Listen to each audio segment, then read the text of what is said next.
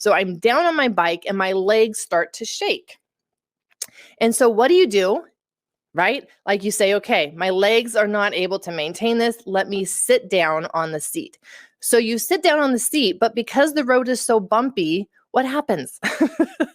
It starts to become very painful, very painful. I'm Dr. Aimie, your guide for transforming your trauma into your gift. You adapted to life experiences to survive, but you are not your trauma.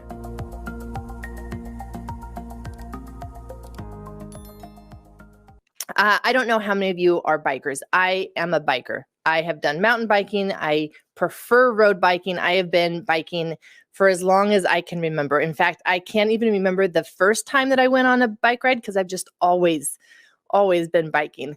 And as you get to know me, as we get to know each other better, you'll understand, like, why is that so significant? Why has that been so significant to my life? Why does that represent so much to me in terms of even my freedom and my health? But for now, let's talk about biking. I went on a bike ride this morning, had a beautiful ride up through some canyon trails. And as I'm coming down, so I've reached the top of the canyon and now I'm coming down the other side and I'm going fast. I usually range between 37 and 42 miles per hour on that road. And it's a very bumpy road, especially as you near the bottom of the incline.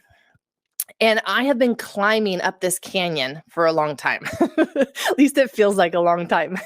My legs are tired. In fact, when I stand up on my legs, because when you go downhill, you crouch down on your bike, you get yourself as low as possible so you can minimize the wind and help you go faster. So I'm down on my bike and my legs start to shake.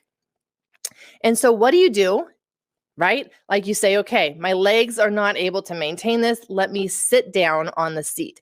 So you sit down on the seat, but because the road is so bumpy, what happens? It starts to become very painful, very painful. So this is sort of what happens with the difference between stress and trauma. When you're under a stress, your body is high energy trying to get you through this. High energy trying to get you through something, but it can start to shake. You can start to feel low on energy. You may be deficient in magnesium. You may be an under-methylator and have some high oxidative stress. There are so many different factors that can weigh in on when your body decides, oof, I'm too shaky. This is too much for me and I need to sit down on the seat. But then what happens is that when you sit down on the seat, that's when you're going to get more trauma because of how bumpy the road is. And your body has just kind of given up in terms of being able to hold itself up.